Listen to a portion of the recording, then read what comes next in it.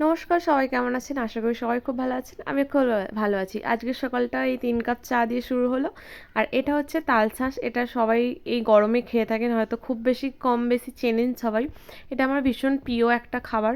তো আজকে বাজার গেছিলো কর্তামশাই, তো ওনাকে বলেছিলাম যে তালশাঁস পেলে নিয়ে আসবে। এরম টাইপের না খেতে একটু অসুবিধা হচ্ছে, কোয়াগুলো পুরো ছাড়িয়ে দেবে, সেইগুলো খেতে ভালো লাগে। তো যাই হোক, দেখতে পাচ্ছেন সব জল বাইরেই পড়ে যাচ্ছে। আর আজকে মেনু ছিল চিকেন। এটা হচ্ছে দেশি মুরগি। আর সানডে বেসিক্যালি আমার হাজব্যান্ডই রান্না করে বেশিরভাগ টাইমটা, আমি জাস্ট ওকে জোগাড় করে দিই। আর এই কড়াটা দেখে কেউ বাজে কমেন্ট করবেন না, কারণ এটা উনিই করেছেন, আমি যখন ছিলাম না। এটা হচ্ছে নতুন স্টাইলে আইসক্রিম খাওয়া। বড় হয়েছিস তো তুই।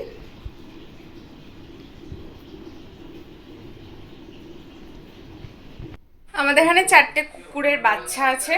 তো একটুখানি আজকে চিকেন রান্না হয়েছে, সেটা নিয়ে ওদের ঘরে দিতে যাব। চলো তাহলে তোমাদের ঘরে দেখাই।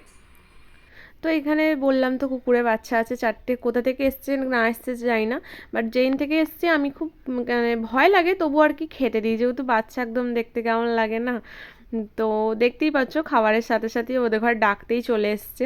আর খুব দেখে মায়া লাগে, কিন্তু আমার ভীষণ আবার ভয়ও লাগে। আমি ওদের ঘরে কোনোদিনও হাত দিইনি, এই জাস্ট খেতেটুকু যায়, মানে দিই যখন যেটুকু হয় আর কি, সেটুকু খেতে দিই। আর সানডে যেহেতু সবারই একটু স্পেশাল খাবার দাবার হয়, তো ওরা যেহেতু আছে আমার সামনে, তো আমি যতটা পারি খেতে দিই।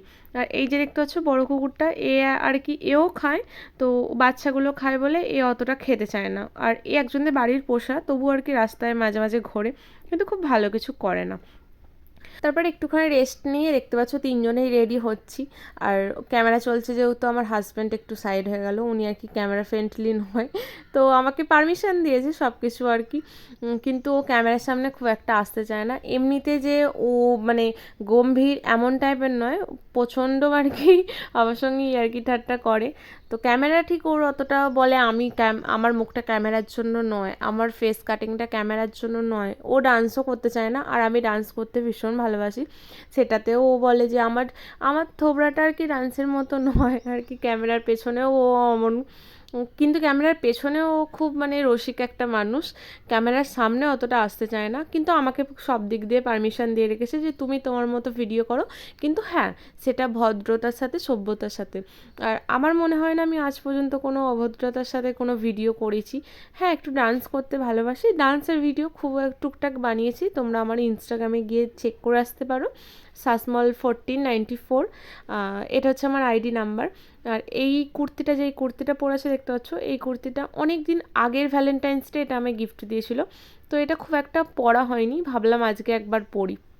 আর মোটামুটি ঠিকই আছে খুব, মানে আমি ভাবছিলাম আমি হয়তো প্রচণ্ড মোটা হয়ে গেছি, কিন্তু এই পুরনো কুর্তিটা পরে মনে হচ্ছে না, ফিটিং আগে যেটা ছিল এখনও সেটা ঠিক আছে।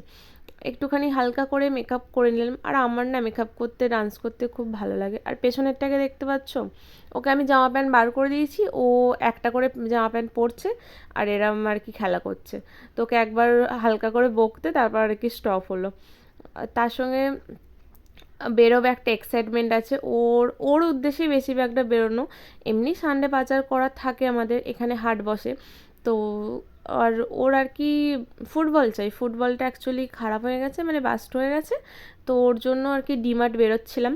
আর আমি একটু বাইরে বেরোলে না, একটু সেজে গুজে বেরোতে বেশি পছন্দ করি। আর এমনিও ঘরে আমি খুব একটা যে সিম্পল থাকি না নয়, জাস্ট এমনি একটু হালকা লিপস্টিক, চোখে কাজল, একটু চুলটা ঠিকঠাক করে মানে চুপ ঠিক করে বেঁধে রাখা, আমি এইসবগুলো করে থাকি। আমার আমার নিজের জন্য খুব ভালো লাগে, কে কার ভালো লাগলো না লাগলো সেটা পরের ব্যাপার, বাট আমার নিজের খুব ভালো লাগে, সেই জন্য আর কি আমি এরকম সবসময় ফিটফাট হয়ে থাকি।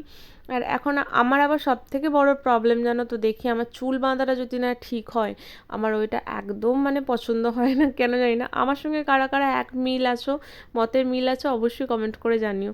চুলটা আমি প্রচণ্ড ভালোবাসি, আর চুল বাঁধাটাও আমি প্রচণ্ড ভালোবাসি, নিত্য নতুন স্টাইলে আমি বাঁধতে থাকি। কিন্তু যতটা লং হেয়ার হয়ে গেছে না, একা বেঁধে সব সব ধরনের স্টাইল বাঁধা আমার পক্ষে একটু কষ্ট হয়ে যায়। কিন্তু চুলটা কাটাও যাবে না, আমার হাজব্যান্ডের খুব পছন্দ, আমারও খুব পছন্দ চুল। ইচ্ছা আছে চুলটা আরও লেন্থি করার, কিন্তু চুলটা একটুখানি স্পাফা করতে হবে, খুব মানে ড্যামেজ হয়ে গেছে। আর এইখানে জল তো তোমাদের ঘরে বলেইছি, এত মানে চুল ওঠে এইখানের জলে, মনে হয় 2 দিন পর ন্যাড়া হয়ে যাব।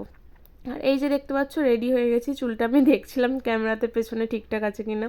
লেন্থে বড় হলে কি হবে, কিন্তু একটু ড্যামেজ হেয়ার হয়ে গেছে। তো চলো যাই হোক, অনেক বকবক করতে করতে তোমাদের সঙ্গে আমি রেডি হলাম। আর আমার রেডি হওয়ার মানে গেট অ্যান্ড রেডি যদি ভিডিও তোমরা কোনো দেখতে চাও, অবশ্যই আমাকে কমেন্ট করে জানিও। আর এই যে ইনি দেখলেন আমাকে ধাক্কা মেরে সরিয়ে দিল, মানে ওনার আয়নার সামনে আমি দাঁড়ালে আমার সাথে যে কী কী শত্রুতা ওর আমি জানি না।